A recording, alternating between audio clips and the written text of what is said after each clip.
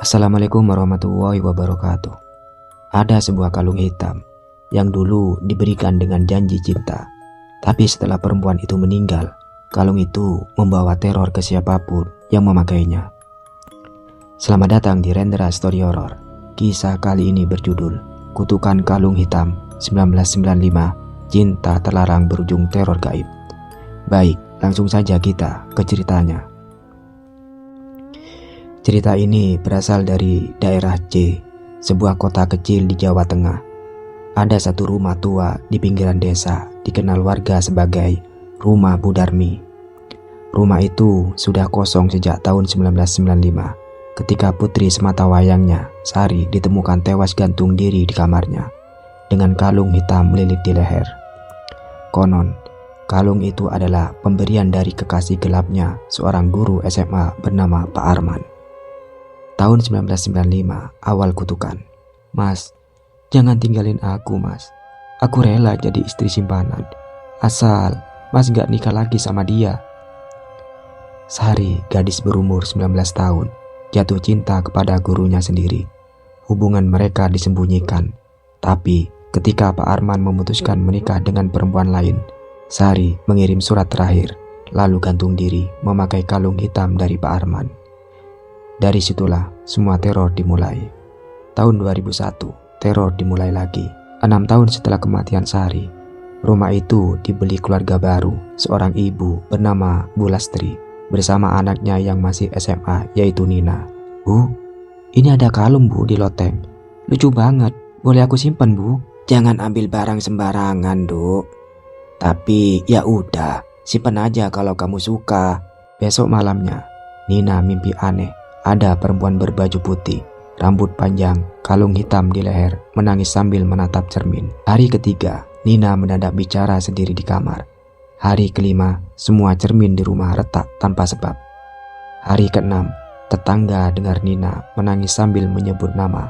Mas Arman, jangan nikah lagi Mas, aku mohon. Hari ketujuh, Bu Lastri mendapati kalung itu kembali tergantung di loteng.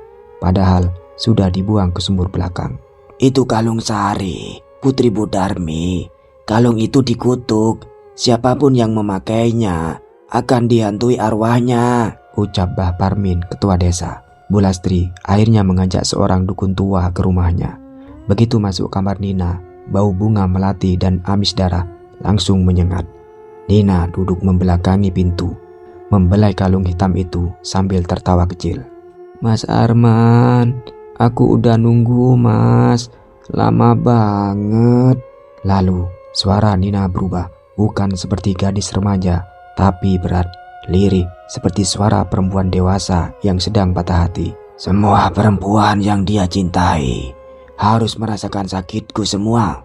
Saat proses pembersihan dilakukan, tiba-tiba cermin kamar pecah dengan sendirinya. Darah keluar dari retakannya. Kalung itu melayang di udara, lalu melilit leher dukun itu. Nina pingsan, tubuhnya mengeluarkan cairan hitam dari mulut dan hidung. Bu Lastri berteriak panik. Dukun jatuh tersungkur berteriak, cepat kubur kalung itu di makam Sari sekarang. Malam itu, langit di atas rumah Bu Lastri mendadak gelap pekat. Angin berembus kencang, seperti ada yang marah. Dukun tua yang datang bersama mereka, Mbah Suryo, wajahnya pucat, tangan gemetar sambil terus membacakan doa dan mantra. Kalung iki kutukane apot, iki tutuk kalung sembarangan, iki kalung tresna sing mati penasaran. Bu Lastri ditemani Mbah Suryo dan dua tetangga membawa kalung itu ke makam Sari. Tapi sesampainya di pemakaman, mereka semua langsung mencium bau anyir bercampur wangi melati yang menyengat. Tiba-tiba lampu-lampu senter mereka padam serentak. Hening, hanya terdengar bisikan lirih. Mas, jangan tinggalin aku Mas, aku rela kok. Suara itu dari bawah tanah dari pusaran Sari. Mbah Suryo menancapkan keris kecil ke tanah sambil menancapkan kembang 7 rupa di sekeliling makam. Kalung itu lalu dibungkus kain kafan bekas dan ditanam bersama tanah merah dari 4 sudut kuburan. Esok paginya, Nina terbangun. Ia tidak ingat apapun, tapi tubuhnya penuh bekas luka merah melingkar di leher seperti bekas cekikan tali kalung. "Bu, kenapa aku mimpi perempuan nangis di depan cermin? Dia bilang aku harus gantiin posisinya, Bu." Bu Lastri ketakutan. Mereka pun langsung pindah rumah hari itu juga dan menjual rumah tersebut ke seorang kontraktor luar kota. Hampir 20 tahun berlalu, rumah itu tak pernah laku-laku. Meski dijual murah, tapi akhirnya dibeli oleh seorang YouTuber Urban Explorer yang bernama Eka yang mencari rumah tua untuk konten eksplorasi. Kita dapat info, rumah ini pernah dipakai bunuh diri sama cewek SMA. Katanya kalung kutukan. Serem sih, tapi cocok buat konten. Bersama dua temannya, Eka masuk malam hari, merekam segala sudut rumah.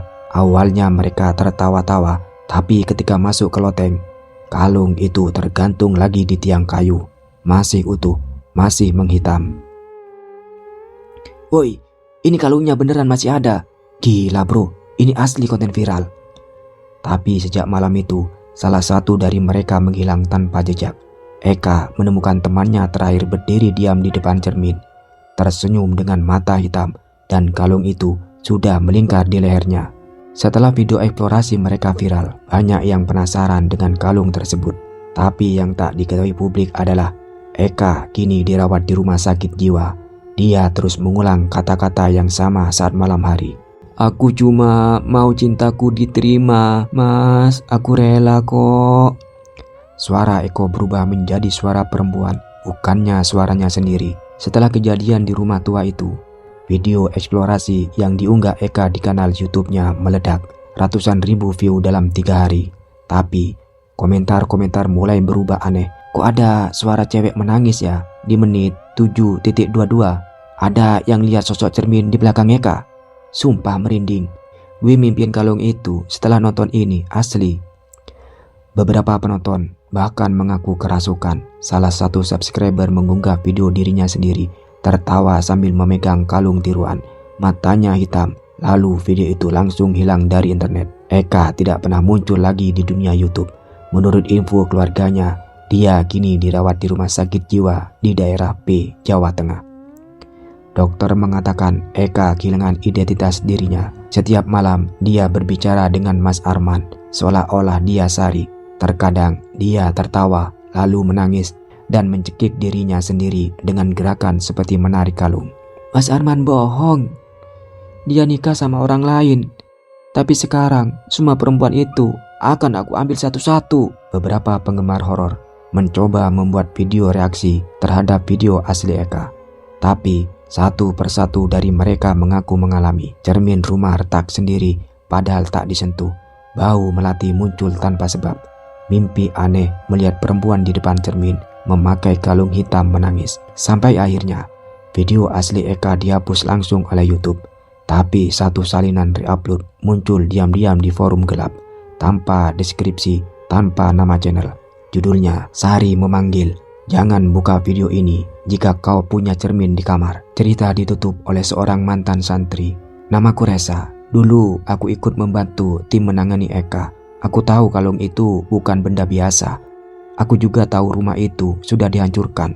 Tapi malam hari, saat aku menuliskan cerita ini di laptop, aku melihat sesuatu dari pojok cermin kamarku. Seorang perempuan berdiri, rambut panjang dan kalung hitam di lehernya. Itulah sebuah kisah tentang kalung hitam terkutuk yang dulu berawal dari cinta, tapi berakhir dengan teror yang tak bisa dihentikan. Terima kasih sudah bergabung di Rendra Story Horror. Jangan lupa like, komen, dan subscribe supaya nggak ketinggalan kisah-kisah horor lainnya. Sampai jumpa di cerita berikutnya. Wassalamualaikum warahmatullahi wabarakatuh.